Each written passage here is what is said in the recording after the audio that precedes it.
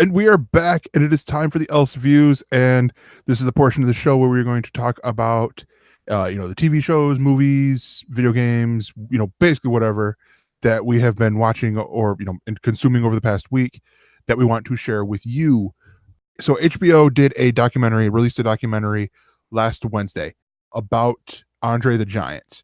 I mentioned this because my love for wrestling, it is one of the things that I've loved, but Andre the Giant is one of those few people, like to think up a list of people that have transcended the world of professional wrestling.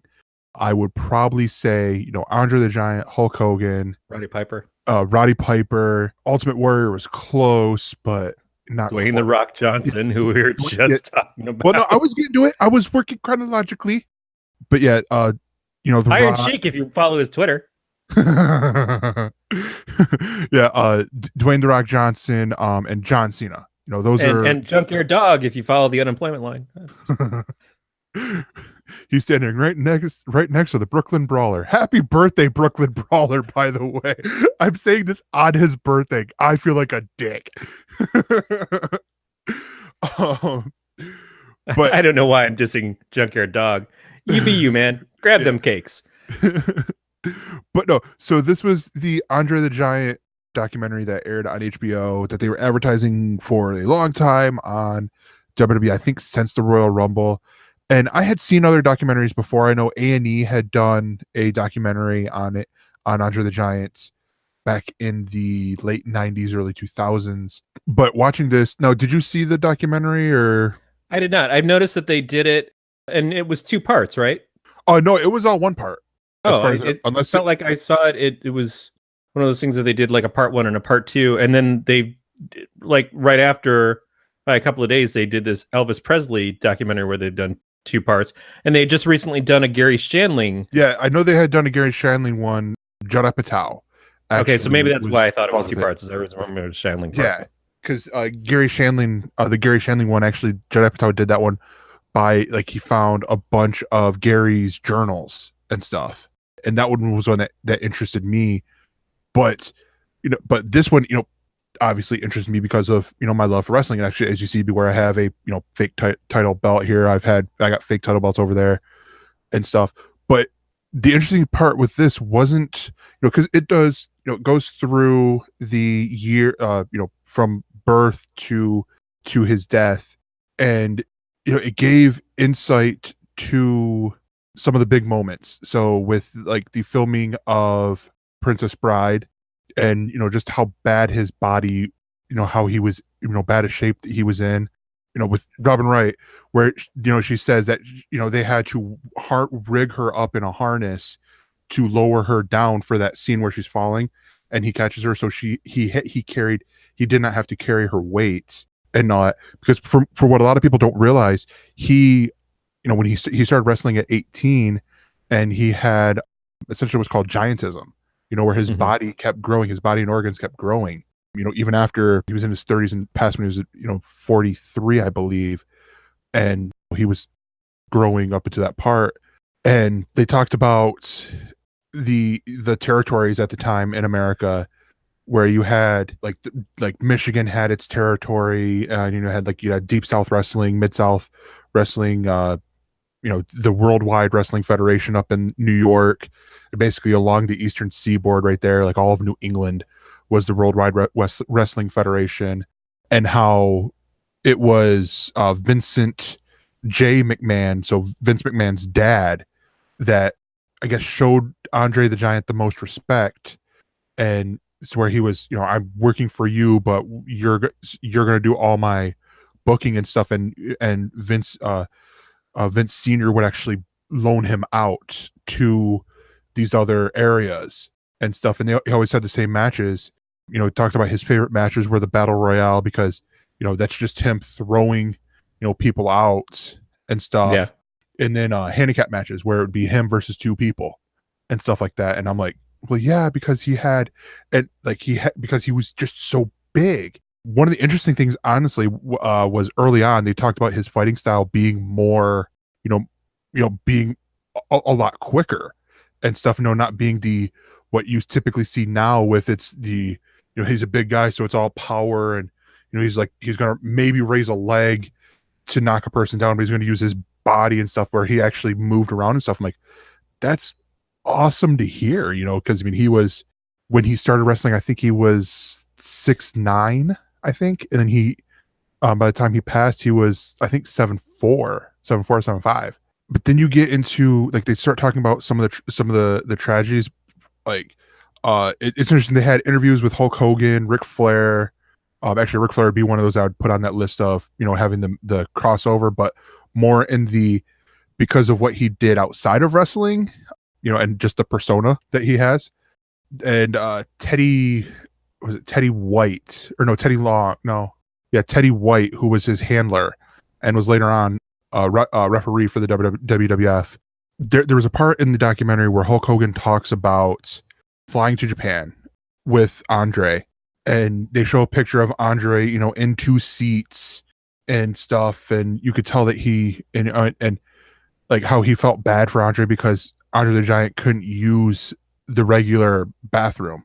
Like, they had to close the curtain. He relieved himself into a bucket, and they dumped the bucket into the bathroom that way. Yeah, it's unlikely that someone the size of Andre the Giant would even be allowed on a commercial flight these days. Yeah. I remember when they kicked Kevin Smith off a few years ago, and he's just normal fat. Well, not anymore. It was interesting to see with, a wrestler nowadays, the Big Show, who he's very close to Andre the Giant's size. Like he's, I think 7'3" or 7'1", 7'3".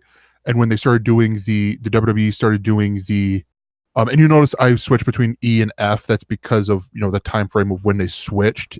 They were when the World Wildlife Fund said enough of your shit. Yeah, which I watched a video on that, and it was fairly interesting, but not the point.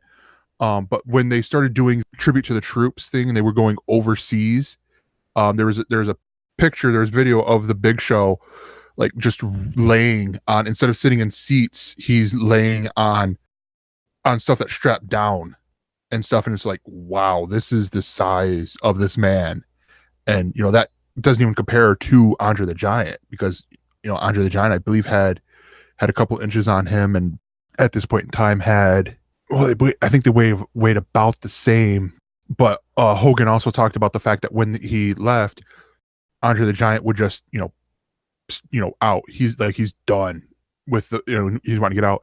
And so Hulk Hogan, who himself is a big man, he's not Andre the Giant big, but still he is, I'll put it this way, he would stick out in a lineup of a bunch of normal people, and he hears these people talking about Andre the Giant, just going like, and it's not really good. It's like, oh man, you see him? Oh my gosh, I wonder how, it's stuff like that. And it's just like, oh my gosh, people can be dicks. But the documentary is really good. They go in depth into his humor. Like, it was, because they talk a lot with Teddy White, his, it's called his handler in here, and how back in the day when he was selling merchandise for the WWE or WWF, and he was going into the locker room, and there was a rule back then that only the referees and the wrestlers were allowed in the locker room. And so he went in there, and then you just hear, he says how Andre the Giant just goes, "Get out!" And he looks at him like, "But I work for you guys." He was like, "Get the fuck out!" And like that, and just dominated his, just commanded respect in there, and then eventually became friendly. But then they get talking about the WrestleMania 3 main event at Pontiac, at the Pontiac Silverdome, and how Hulk Hogan, who at this time, because Andre had been out with some knee surgeries and back surgeries, Hulk Hogan had really taken off, had sort of become the face of professional wrestling at this point, where he was so afraid of Andre the Giant. Like, he had written down how he wanted the match to go, because, spoiler alert, the matches are planned. I hate to. Yeah, I was going to say, you're pointing out all these fake trophy belts you have. I'm like, well, they're all kind of fake trophy belts, really. But yeah, but it's like he pointed out, like basically his ideas for how this match would run, and he goes to Vincent K. McMahon, the current CEO of WWE, and goes, hey, just this is my idea, for what I have here and all that, and just pass it on to the boss man, to Andre. And he was asking, from the weeks and weeks up, like, hey, so you got any ideas? Oh, we'll worry about that later. Just basically Andre just pushing it off, picking on Hulk Hogan, just tormenting him because he had already committed, which Hogan didn't know. He had already committed to that match. He liked that match. So we get to WrestleMania and he starts doing the stuff, and Hogan's like, oh, okay, he's doing my script.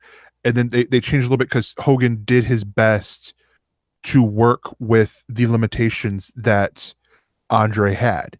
Like right. if you watch in a lot of the wrestling matches in the later part of his of his life, he's holding on to the ropes, or he's holding on to his opponent throughout most of it, just for balance.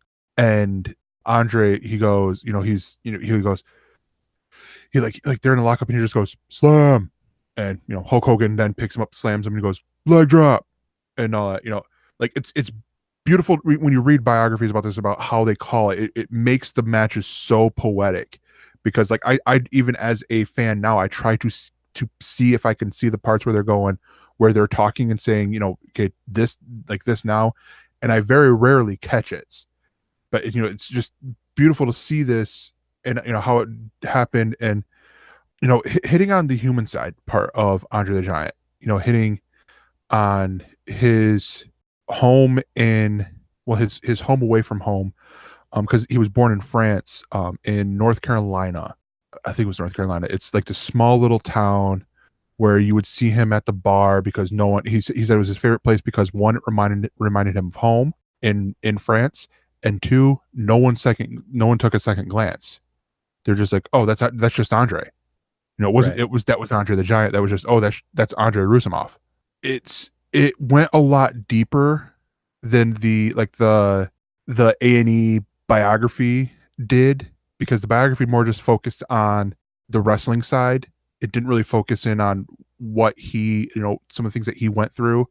But again, one of the things I loved, talked about the humor, including an in-depth, borderline graphic reenactment from Hulk Hogan of how, when they would be on private planes or in elevators, that would be Andre the Giant's, like, Andre loved a fart joke, and so he would just decide to just let him rip. And Hogan talks about how he heard the airline pilots, at the private jets, just go, oh my gosh. And he would just, how he's saying, you just hear like the sound of skin just slapping together and stuff. And I'm like, oh my gosh, this is like I should be, this is disgusting but yet hilarious at the same time. Like, to how, like, and it just made me think of how funny this guy was, and how he knew, he had that comedic timing and stuff, and it was great. I loved it. But yeah, check it out. It's on HBO. If you're a Comcast subscriber right now, it is their watchathon, to where you can actually watch this for free right now and all that. So I highly recommend it. But yeah, it is over on HBO. Either HBO Go, HBO Now, HBO When. It's on all those things. So Corey, you got anything you want to add to the ElseViews? It's funny because I've been going through. I'm rewatching tiny home shows during my lunch breaks. Mm-hmm. Ones that I've seen before. I don't even know if they're still doing tiny home shows as much anymore, which is, I haven't good. seen them as often. No, I feel like it was something that was out for a little bit, and people went, wow, these people are really dumb. I don't hate watch things generally, but I definitely hate watch tiny home shows because of the people who are just like, yeah, I've got 3 kids and 4 dogs and a bird sanctuary, and we're thinking 160 square feet. It's just like, you should die. You should absolutely die. I hope your animals eat you, and then move into a bigger place when they're all fattened up. But one thing, the reason why I'm watching that right now is because I've run out of the other shows that I was watching. I was watching Good Eats for the last year or so, and I was looking for something to replace Good Eats during my lunch breaks, and I was kind of sticking with the food theme. There are two things that I've watched on Netflix that were recommended to me. And this was the first one. It's a series called Ugly Delicious. Mm-hmm. It is a docu-series about food, and it kind of goes through, each episode is about something different. So the first episode is about pizza, and they run through, like, it starts out in a very fine dining pizzeria place, like not fine dining, like overly stylized or anything, but it's like the epitome of pizza in New York.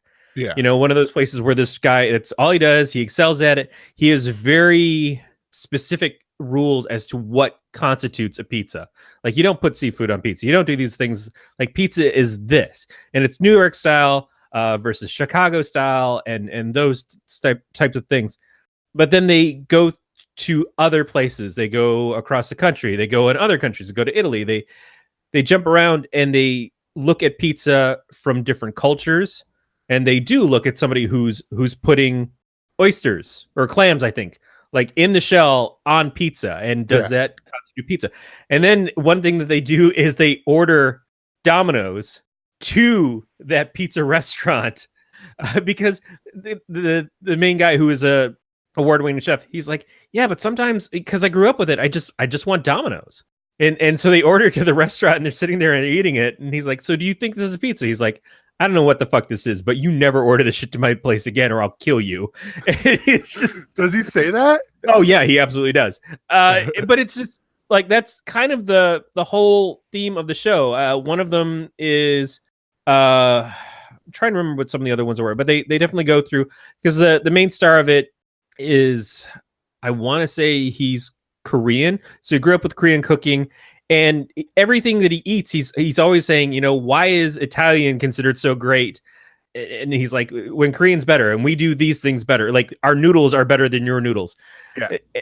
But it's just like the themes for each episode, and they just go along and they jump around to the different countries, and they do all this stuff.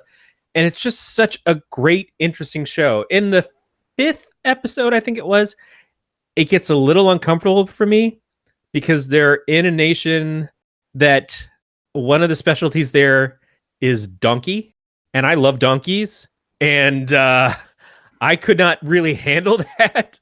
Yeah, especially I'm trying to have my lunch, and the guy is like, look, I don't want to disrespect anyone else's culture. I don't want to disrespect the people that you eat what you eat. You've taken to what you take to. He's like, this is my sensibilities, should not be your sensibilities. But I can't fucking eat donkey. You know, I just can't do it. Whereas friend is like, I'm going to eat donkey. And it's like, seriously, a prized thing there. Past that point, the rest of the series is just, it's kind of like a no nonsense. And the guy, like I said, is very opinionated. He sees things a certain way. He wants things a certain way. But he does expect, and he does explore, or he respects and explores other places, other cultures, and he goes around and he tries all these things. And it's just, I think it's really well done. It's the main guy is a chef. Kind of the second person in the series that's with him is a food writer, and they're the two leads who kind of like walk you around through this. Aziz Ansari shows up in it a couple of times because he's friends with the guy. Michael Forgione from American Iron Chef is on there when they're doing the Italian versus Asian competition thing.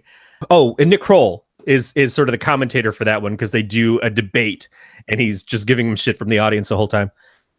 It's really well done. It's really fun. It's unfortunately way too short. It's only about 8 episodes for what I assume is only the first season, and I'm hoping that they'll come back.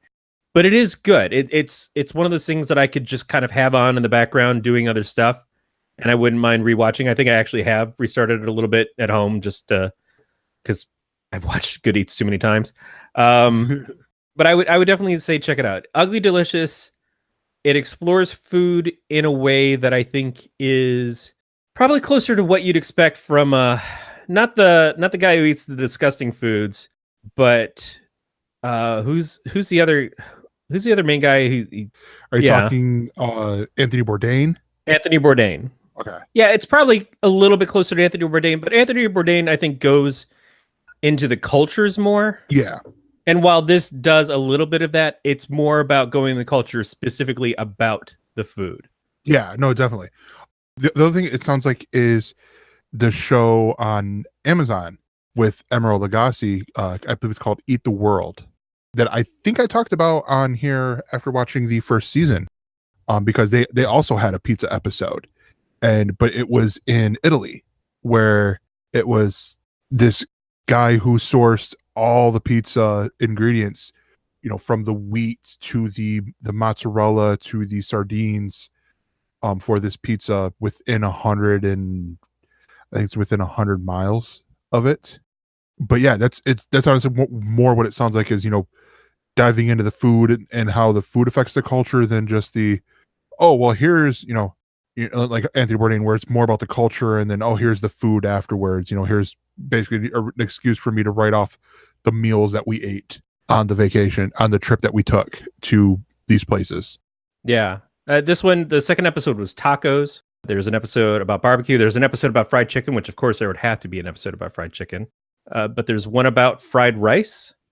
It's just each of the themes, it just seems to go really well into what it's doing. And there was an episode where he's gone to the barbecue episode, I think, where he goes into probably like Memphis or something, or maybe Texas, where they've got their standardized barbecue, and then there's the Korean barbecue place, and he goes in the Korean barbecue place, and he's like, hey, yay, Korean barbecue, but they're trying to make traditional barbecue of the area as opposed to their own original barbecue.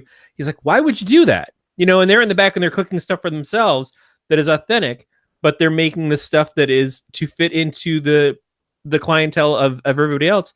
And it's the same thing. It's like, but why won't you do your stuff? They're like, because our stuff wouldn't pick up here. It's essentially that they weren't brave enough to do it, or they tried it and it didn't take. And so that they found that the culture here wants more of this. They want more of the same kind of stuff. And he's just like, but I don't get it, because this is so good. And to him, it was better in a lot of ways. And he's like, I don't know why you would give this up. And so it's such a cool exploration of the cultures of the food. And I think that's part of what I've always enjoyed about Alton shows, especially Good Eats, is that you understand more the history of the food and why the things are the way they are. And then you get into the food sciences as well, as like how the components come together and what makes sense and why. But this is that culture of like, is our food a reflection of our culture, or is our culture a reflection of our food? Yeah. And it's really fascinating, and it's overall entertaining. There's a bit of swearing. It's kind of not at an ElseNerds level of swearing, but it's close sometimes. And so there are points where I had to kind of mute it or get real close to it because I'm watching it at my workplace. Not that anybody seems to really care, but I try to be careful. The HR person comes by and they're like, turn that down. Like, I've heard what you came in here and talked to me about. Yeah. Yeah. Don't call HR. So yeah, it's your not safe for work food show, but it's very good. And like I said, 8 episodes, you get through it really fast. And maybe at some point I'll talk about the other show that I watched after. That'll do it for the ElseViews, and we will be right back. For more on this Galactic Network podcast, go to gncast.com. That's GNCASTS.com.